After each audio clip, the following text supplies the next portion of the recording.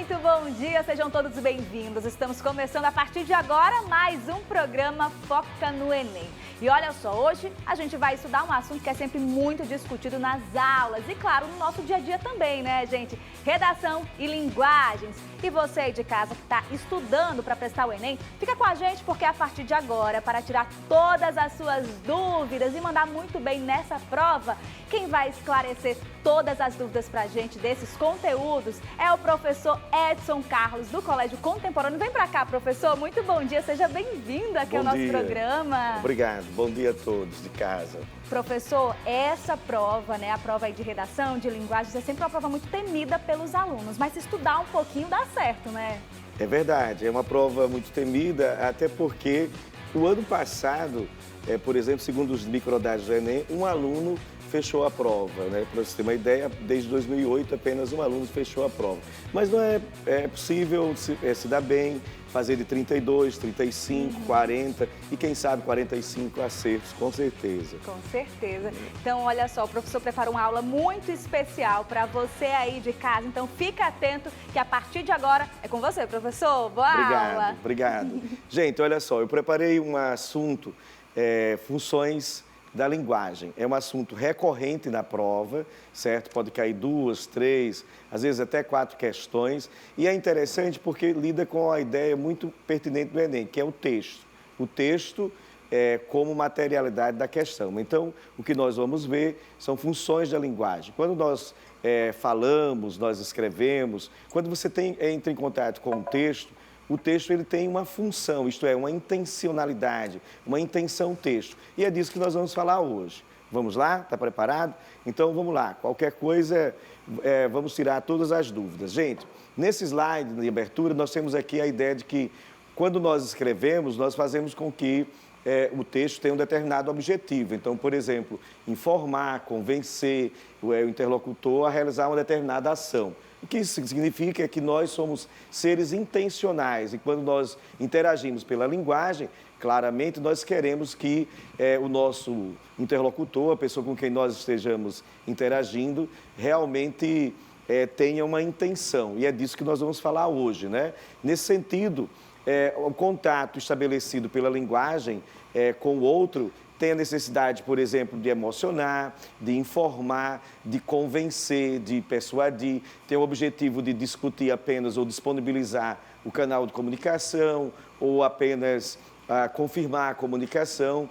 É disso que nós vamos falar, tudo bem? Então, olha só, gente, o próximo slide, olha o esqueminha aqui, pessoal, que eu elaborei para vocês. Olha, quando a gente fala, escreve, a gente precisa ter em vista o seguinte, ó, existe um ambiente de comunicação, esse ambiente ele permite a interação e a retroação da comunicação, quem produz a mensagem, o transmissor, o emissor da mensagem, ele objetiva passar uma mensagem para o receptor, ele utiliza um canal, isso tem um destino, que é o nosso receptor, uma intenção, por exemplo. No próximo slide, nós vamos ver os elementos da comunicação para ficar mais claro para você de casa e, em seguida, nós vamos ver as funções da linguagem. Vamos lá, por favor?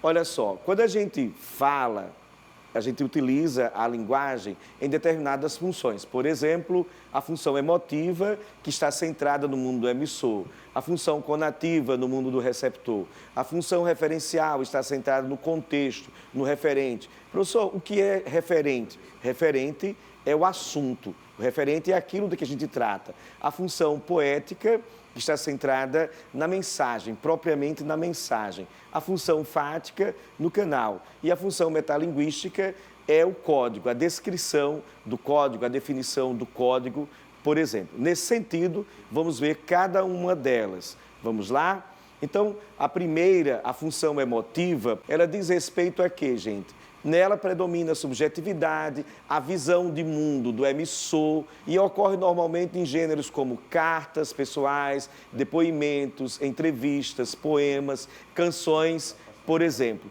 Nesse sentido, é preciso que você tenha em mente, sempre pensando, quando você estiver em contato com a prova, qual é o gênero, qual a intenção desse gênero. E prestar atenção, por exemplo, ao comando da questão. O comando da questão explicitamente vai direcionar para a identificação da função de linguagem desejada pela questão, pelo item do Enem, ok? Vamos aqui a um exemplo. Olha só, gente, poema de 7 faces, é só um fragmento. Quando nasci, um anjo torto desses que vive na sombra disse, observa o detalhe, quando nasci. Então, nesse caso, é o emissor, o eu lírico falando sobre ele próprio, né? É a impressão de mundo que ele tem. Dessa forma, quando eu nasci, um anjo torto desses que vive na sombra disse, vai, Carlos, ser gosto na vida, as casas espiam os homens que correm atrás de mulheres. A tarde talvez fosse azul, não houvesse tantos desejos. Então, você nota aí, portanto, que é a impressão de mundo do emissor, do eu lírico, sobre o mundo, sobre a realidade percebida por ele, por exemplo. Tudo bem? Vamos ao próximo. Olha só. E aí ele diz, ó, o bonde passa cheio de pernas, pernas brancas, pretas, amarelas. Para que tanta perna, meu Deus, pergunta meu coração, porém meus olhos não perguntam nada. Então, nesse poema, predomina a função emotiva de linguagem por uma razão simples. O eu lírico centra a análise nele próprio, a introspecção dele, é o mundo, a metalinguagem dele, por exemplo. Nesse sentido, você vai observar que é como ele percebe o mundo, não é como ele se sente naquele momento. Logo, nós predomina no texto a função emotiva. Tudo bem? Vamos para o próximo, por favor. Aqui, olha. Ó, aquela nojenta da Suzy, eu odeio ela. Eu odeio, é melhor ela soltar o Haroldo. Olha aí que o Calvin tá irritadíssimo. Tá, eu raptei a boneca idiota dela, ela não precisava retaliar, ela não consegue aceitar uma brincadeira.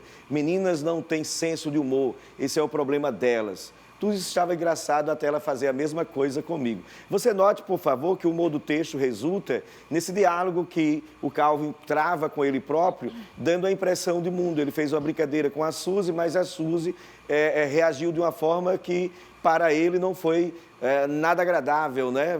Contrariou o universo masculino dele aí, a brincadeira, e aí ele solta o verbo com a Suzy aí, nesse caso, você tem a função emotiva mais uma vez. Por quê, pessoal? Porque a mensagem está centrada no universo, no mundo do caso do Calvin. Note ainda a presença da primeira pessoa do discurso. Uma das marcas que você vai perceber é a presença da primeira pessoa do discurso, o eu, o nós, verbos flexionados em primeira pessoa, tá certo? Subjetividade, marca de subjetividade, por exemplo, ok? Vamos para o próximo. Olha só, gente, agora a função referencial ou denotativa. Isso diz respeito a quê, gente? Diz respeito exatamente ao contexto, ao referente. E, no caso, é o assunto. Por exemplo, quando você escreve a sua redação, e você vai escrever uma boa redação no dia 5, você vai perceber uma coisa. Você escreve em terceira pessoa. Por que você escreve em terceira pessoa? Porque você privilegia o assunto.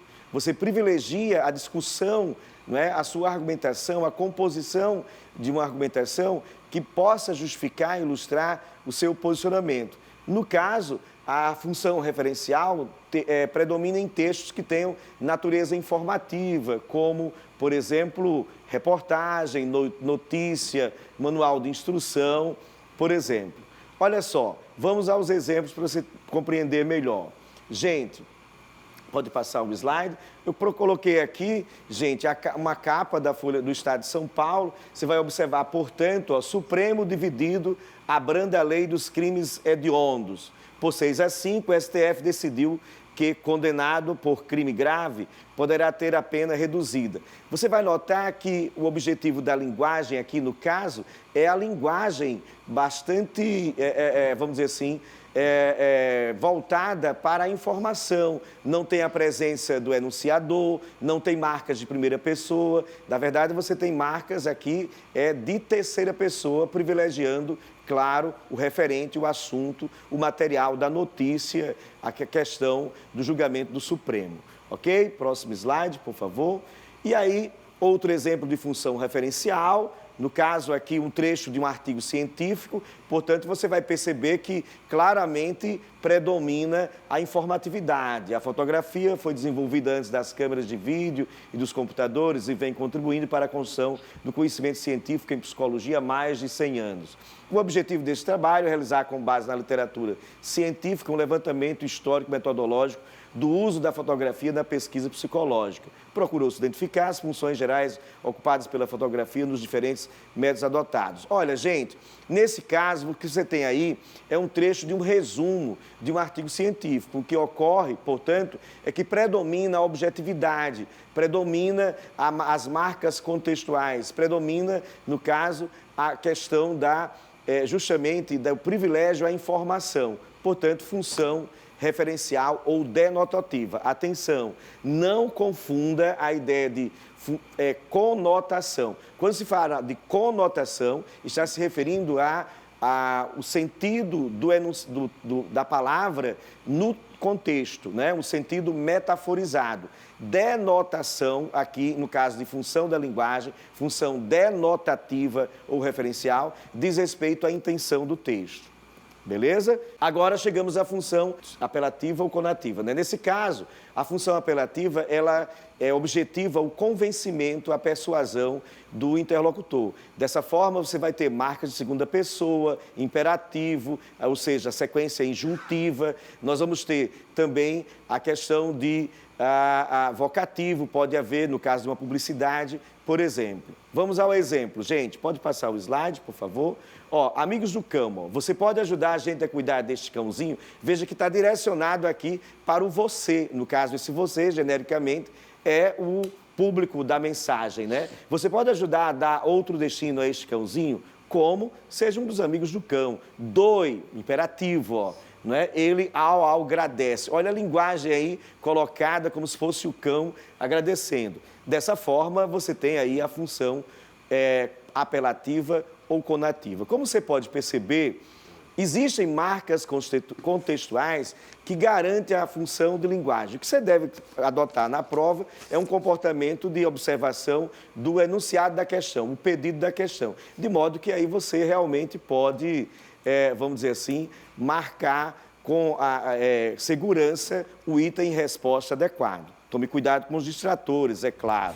Muito boa a sua aula, professor, mas Obrigado. ó, aí de casa ainda não acabou, tá? Você está estudando, você continua com a gente, porque a gente vai agora para um rápido intervalo comercial, é rapidinho, não sai daí, porque no próximo bloco tem muito mais. Tira dúvidas sobre redação com o professor Edson Carlos do Colégio Contemporâneo. A gente volta já.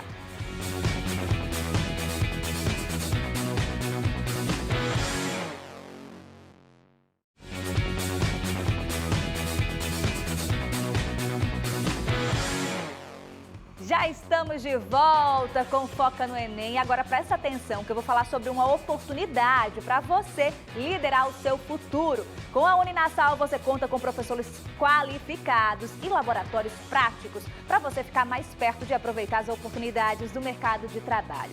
Vem fazer a sua graduação presencial com essa chance incrível que está aberta para você. Faça a sua inscrição agora e garanta a primeira, segunda e terceira mensalidades por apenas R$ 109,00 cada e até 65% de desconto nas demais mensalidades. Aqui você conta com a instituição que já formou mais de 170 mil profissionais, com 8 em cada 10 alunos graduados já empregados. É a sua chance de liderar a sua história. Acesse uninasal.edu.br agora e seja Uninasal. É o aprendizado que forma líderes. Condição por tempo limitado, então aproveita. E olha, agora a gente segue com a nossa aula. Professor, chega para cá, professor Edson Carlos, para dar continuidade à nossa aula aqui, né? Uma aula muito bacana. E eu estava prestando atenção, professor, que se a gente tiver aquele conhecimento e prestar atenção na hora da prova, que muitas vezes o aluno está um pouco nervoso ali, pode atrapalhar, né? Um pouquinho se você não estiver prestando atenção, né, professor? Verdade, precisa de concentração, não é, para resolver as questões. É uma prova longa, mas não é impossível de se obter um bom resultado. É necessário concentração, é necessário, na verdade, uma dedicação a essa preparação agora nessa reta final para potencializar cada vez mais o resultado e conseguir aí a aprovação pelo SISU nas universidades. É aquela coisa, aquele detalhe que faz a diferença. Vamos seguir com a aula, professor? Vamos sim, vamos seguir com a aula. Então, nós estamos vendo funções da linguagem, já vimos a função emotiva, a função referencial, a função conativa. Aqui está um exemplo, né? Coloquei aí uma propaganda, aliás, propaganda e publicidade cai muito no Enem, eles diferenciam, né? Lembrar sempre assim, propaganda vende, publicidade forma comportamento, atitude, etc. Então, ó, tá com raiva do namorado? Serenata de amor, né? Morde aqui. Observe, por favor, o aspecto persuasivo, o apelo, o fundo. Observe as multissemioses, né? Você observe o fundo azul, o produto sendo anunciado, né? O verbo no imperativo, morde aqui, gente. Então, realmente é um apelo, né? Apela à emotividade. Vamos lá? Vamos para a próxima função. Muito bem, então nós vamos ter aqui mais um exemplo, função apelativa. Note que é um saco de açúcar, tem o nome açúcar, mas observe o detalhe da barriguinha, né, aqui para quem come muito açúcar. E aí você vai observando o seguinte, logo abaixo tem a assinatura, mude sua embalagem. Então é bastante apelativo para a gente aí cortar o açúcar, por exemplo, e melhorar aí a condição de vida, né? Então, função apelativa. Vamos para a próxima? Olha só, gente, agora a função fática. O que é a função fática? É justamente a disponibilização do canal de comunicação, é também a questão, por exemplo, de a confirmação da comunicação. Dessa forma, você vai observando, o trabalho, os recursos de confirmação ou disponibilização do canal de comunicação. Muito bem? Então, vamos para o exemplo, por favor. Olha, os balões, ó, parece que vem chuva. E aí fica nesse né?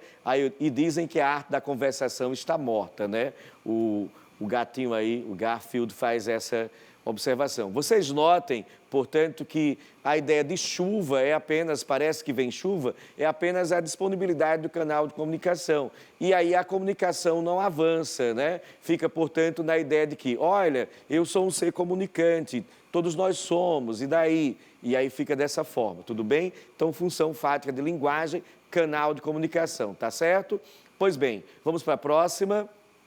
Olha, eu, leitor amigo, por favor, já o vocativo, a presença da função fática de linguagem, né? Aceita a teoria, que é o capítulo 9 de Dom Casmurro, né? Quando ele aceita a teoria de que a vida é uma ópera, uma grande ópera, né? Aceita a teoria do meu amigo velho Marcolini, não só pela verossimilhança, que é muita vez toda a verdade. Então, o vocativo caracteriza aí a função fática de linguagem. Falou? Muito bem. Próxima, por favor, vamos lá. Ó, função metalinguística.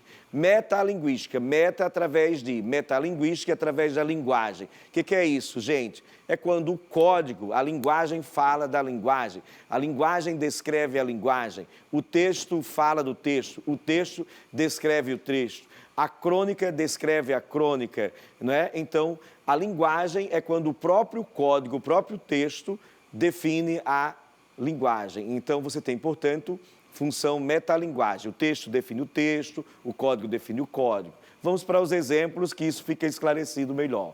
Nenhum desejo neste domingo, nenhum problema nesta vida. O mundo parou de repente e os homens ficaram calados, domingo sem fim nem começo.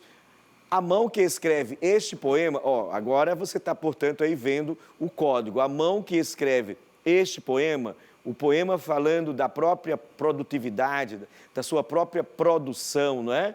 Ó, não sabe o que está escrevendo, mas é possível que se soubesse, nem lingasse.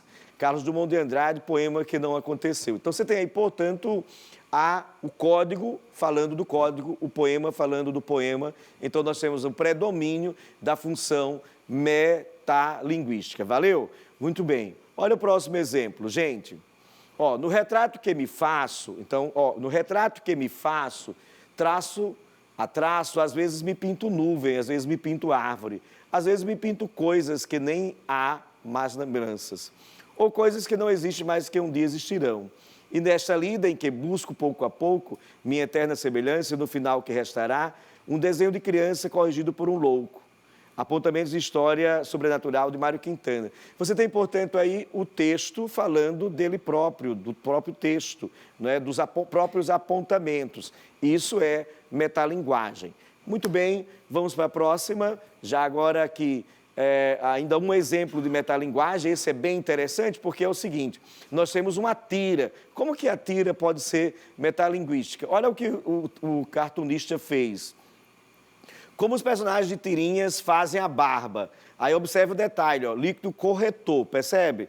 Aí o personagem está fazendo a barba com um corretor, porque é um desenho, né? O humor reside nisso aí. Então você vai ter, portanto, a metalinguagem, a tira falando da própria tira, né? Brincando aí com a questão da linguagem da tira, portanto, metalinguagem. Tudo bem?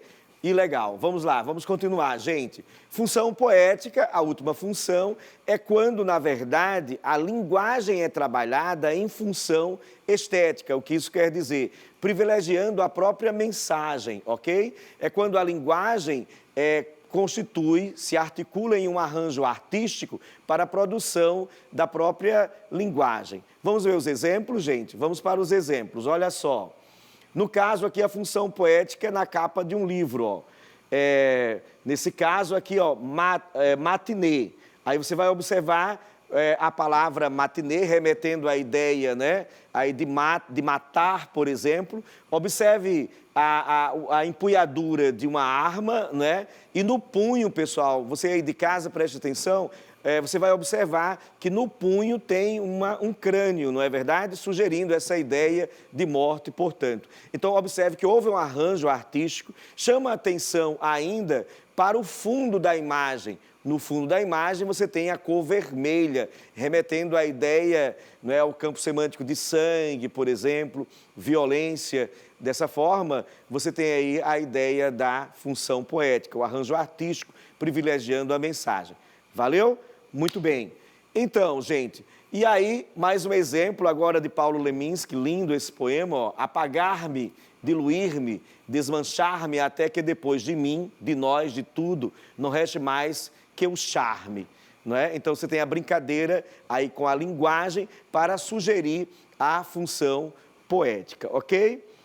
Bom, nesse ponto da aula eu gostaria de chamar a atenção para uma coisa que é bastante interessante. A gente falou individualmente de cada uma das funções da linguagem, mas é preciso dizer que podem predominar em vários textos, né, várias funções de linguagem. É importante considerar que, dependendo da natureza do gênero textual, da forma como o autor, não é, ele compôs, articulou o seu texto, podem predominar outras funções de linguagem. E aí você vai prestar atenção a um detalhe que é bastante interessante. Qual seja? Qual o comando da questão? Qual é o encaminhamento do pedido da questão? Uma coisa que eu gostaria de colocar, e isso é uma dica muito importante, todo item Enem, um item bem feito, ele tem um texto para a contextualização do enunciado da questão. No enunciado da questão, sempre o primeiro período do enunciado da questão é um comentário, que pode ser uma síntese do conteúdo do texto, de uma ideia desenvolvida do texto, pode ser uma definição, e aí em seguida vem um pedido. E, portanto, esse pedido é complementado pelo item resposta. Em outras palavras, o item resposta, seja A, B, C, D ou E, ele complementa, não é? O item resposta, como disse, complementa o pedido da questão. Então, uma dica interessante, às vezes o aluno me fala assim, professor, eu fico sempre entre dois itens. Pois bem, procure aquele item que coerentemente complementa o comando, que certamente será a resposta. Não é? Nesse sentido, eu acrescento ainda uma outra coisa interessante. Você pode, para uma questão de segurança, você começar lendo o enunciado da questão, principalmente daquelas questões que tem dois textos, às vezes um texto muito longo, não é? Então eu sugiro que você comece lendo o enunciado da questão, depois o texto e somente depois os itens. Talvez isso garanta a você um desempenho melhor, mas atenção, nunca, jamais, em hipótese alguma, deixe de ler o texto da questão. Se você não ler o texto da questão, for para o enunciado e os itens, há uma grande probabilidade disso dar errado. ok? Então, enunciado da questão, ok? Ok, professor, estava ali de olho nessas dicas preciosas, né? Mas, professor, além do enunciado, né, a gente estava conversando também aqui nos bastidores sobre o quanto esse exame vem evoluindo, se adaptando, né, ao longo dos anos, principalmente na prova de redação, né, Sim. professor? Pois bem, a prova de redação esse ano, como mudou a banca, né? Então, vem novas exigências por aí, novas orientações para o avaliador. Um exemplo é a questão, por exemplo, o aluno costuma fazer citações para ilustrar a argumentação dele, etc.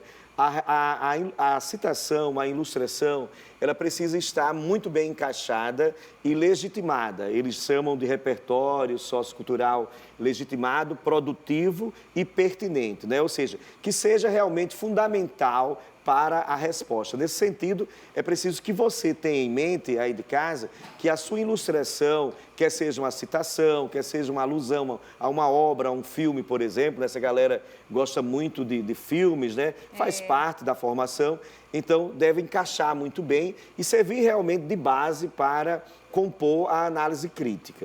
Se não fizer, vai ser penalizado certamente. Outra coisa que é importante ficar atento também em relação à pontuação, acentos também, né? Pois bem, a acentuação gráfica vai ser bastante cobrada neste ano. A legitimação da pontuação, as frases devem ser bastante adequadas, evitar o truncamento, a fragmentação do raciocínio. Tudo isso ajuda na composição de uma nota de um sucesso na redação.